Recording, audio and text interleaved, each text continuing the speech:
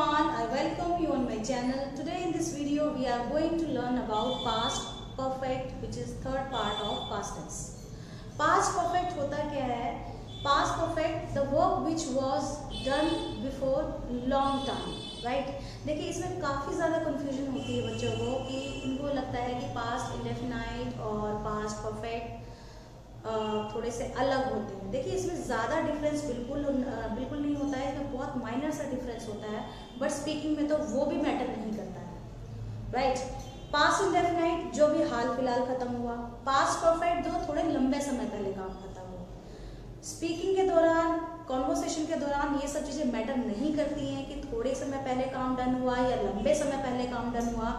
ये सिर्फ एग्जाम के टाइम में वाइल राइटिंग क्वेश्चन आंसर करते वक्त ही सिर्फ चीज़ें मैटर करती हैं कि पास्ट इंडेफिनाइट या पास्ट परफेक्ट में क्या डिफरेंस होता है, राइट? पास्ट इंडेफिनाइट थोड़े समय पहले काम हुआ कि आई वेंट यस्टरडे, और पास्ट परफेक्ट होगा थोड़ा लंबे समय पहले, जैसे कि I had gone there before 6 months। तो ये डिफरेंस होता है। बाकी बोलते हुए इसमें कोई डिफरेंस नहीं है, और हो सके तो अपनी इंग्लिश में आप जब भी पास्ट टेंस का यूज़ करते हैं तो पास्ट परफेक्ट की जगह पे पास्ट इंडेफिनाइट का यूज़ करिए। वो बोलने में ज़्यादा फ्लेक्सिबल, ज़्यादा स्मूथ और बहुत ही फ्लुएंट रहता है। बाकी तो आपकी चॉइस है, आपको पास्ट परफेक्ट में आप कंफर्टेबल हो तो आप वो यूज़ करिए, इंडेफिनाइट में कंफर्टेबल हो तो इंडेफिनाइट करिए। बट जितनी इंग्लिश आप अपनी सिंपल टेंस यानी कि पास्ट इंडेफिनाइट सिंपल में आप रखेंगे उतनी ही इंग्लिश आपकी अच्छी होगी बोलते हुए, राइट? सिर्फ यही डिफरेंस होता है, अदरवाइज ये दोनों लगभग सेम ही होते हैं। जैसे कि हमारा सिंपल सेंटेंस होता है सब्जेक्ट हैड वर्ब की थर्ड फॉर्म प्लस ऑब्जेक्ट। इसमें हैड हमारी हेल्पिंग वर्ब होगी, सब्जेक्ट सिंगुलर हो प्लूरल हो सबके साथ हैड का यूज होगा, वर्ब की थर्ड फॉर्म का यूज होगा। प्रेजेंट परफेक्ट में हैज हैव होता है, वहाँ पे हमें देखना पड़ता है हैज कहाँ लगाना है, हैव कहाँ लगाना है, और वर्ब की थर्ड फॉर्म हैड के साथ यूज होगी। कोई भी सब्जेक्ट हो हैड का यूज होगा। मैं वहाँ गया था, आई हैड गॉन देयर। मैंने देखा था, आई हैड सीन। मैंने पूछा था, आई हैड आस्क्ड। नेगेटिव में होगा तो हम हैड के साथ नॉट का यूज कर देंगे। तो यहाँ पे रूल हमने नहीं लिखा है, बाकी हमें पता ही है कि हमको हैड के साथ नॉट का यूज करना है, तो हम सीधा डायरेक्ट सेंटेंस बनाएंगे। ज़्यादा रूल में हम लोगों को नहीं घुसना है। So I had not gone there, she had not gone there, she had not asked me, तो ये हमारा नेगेटिव होगा। इंट्रो में क्या होता है, क्वेश्चनिंग करते हैं, हेल्पिंग वर्ब आगे आ जाएगी, कंफर्मेशन ले रहे हैं, पूछ रहे हैं, तो हैड हमारा आगे आ जाएगा। जैसे कि आप वहाँ गए थे, so had you gone there, आपने देखा था, had you seen. Next one is intro plus negative, जिसमें क्वेश्चन भी है नेगेटिव भी है। आप वहाँ नहीं गए थे, had you not gone there, आपने नहीं पूछा था, हैड यू नॉट आस्क्ड, तो ये हमारा intro plus negative fourth form है। तो ये simple negative intro plus negative हमारे 4 फॉर्म्स हैं हमारे ये पास्ट परफेक्ट की। अब देखिए इसमें डिफरेंस कुछ नहीं होता है, लगभग ये सेम ही होती हैं।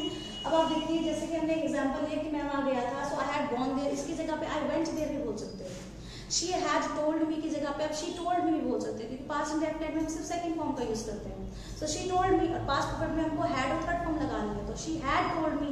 अब देखिए कितना डिफरेंस है, she told me and she had told me, right? अब इसको नेगेटिव में हम बोलते हैं कि मैं वहाँ नहीं गया था, so I had not gone there, और इंडेफिनाइट में बोलेंगे तो आई डिडंट गो देयर। तो ये डिफरेंस होता है बस, और कोई इसमें मेजर डिफरेंस नहीं होता। बोलते हुए ये सब चीज़ें बिल्कुल भी मैटर नहीं करती हैं कि लंबे समय पहले या थोड़े समय पहले काम, दोनों में ही काम डन हुआ है। और स्पीकिंग के दौरान हो सके तो जितना शॉर्ट सा आप यूज़ करोगे उतना ही आपके लिए अच्छा होगा। I didn't say and I had not said, देखिए कितना लंबा सेंटेंस है। अब इंट्रो में हम क्वेश्चनिंग करते हैं तो हैड आगे करते हैं, पास्ट इंडेफिनिट में क्वेश्चनिंग करते हैं तो डिड को आगे करते हैं। जैसे कि मैंने बोला आप वहाँ गए थे, तो पास्ट परफेक्ट में सेंटेंस होगा had you gone there, past indefinite में होगा डिड यू गो देयर। आपने पूछा था हैड यू आस्क्ड, इंडेफिनिट में पूछेंगे डिड यू आस्क। आपने देखा था हैड यू सीन, इंडेफिनिट में पूछेंगे डिड यू सी। सो ये डिफरेंस होता है, यही सेम डब्ल्यूएच फैमिली में आ जाता है। आप कहाँ गए थे, where had you gone, indefinite में पूछेंगे वेयर डिड यू गो। आपने क्या देखा, what had you seen, indefinite में पूछेंगे तो what did you see, right? आपने कब किया, when had you done, indefinite में पूछेंगे when did you do. So indefinite में जितना आप इंग्लिश आप यूज़ करते हो वो उतना बहुत ही ज़्यादा फ्लुएंट, स्मूथ और बहुत ही शॉर्ट रहता है, बोलने में भी आसानी रहती है। बाकी बुक्स के अकॉर्डिंग जब हम एग्जाम करते हैं, जो हमारी एकेडमिक सेशंस में जब हमारा आता है, तो बस वही डिफरेंस हमारा मैटर करता है, क्योंकि हमें वहाँ पे ग्रामेटिकली चलना होता है, राइट? बट वाइल स्पीकिंग हमको कुछ चीज़ें इग्नोर भी करनी पड़ती है। अगर हम ये सब चीज़ें लेके चलेंगे तो हम नहीं बोल पाएंगे, हम ग्रामर में ही उलझेंगे, जबकि इसका कोई बहुत ज़्यादा मैटर नहीं है, क्योंकि काम दोनों में ही डन हुआ है। नाउ डिपेंड्स अपॉन यू कि आपको पास्ट परफेक्ट यूज़ करना है या इंडेफिनाइट यूज़ करना है। Thank you so much. So today in this video we have completed our 4 forms. Thank you.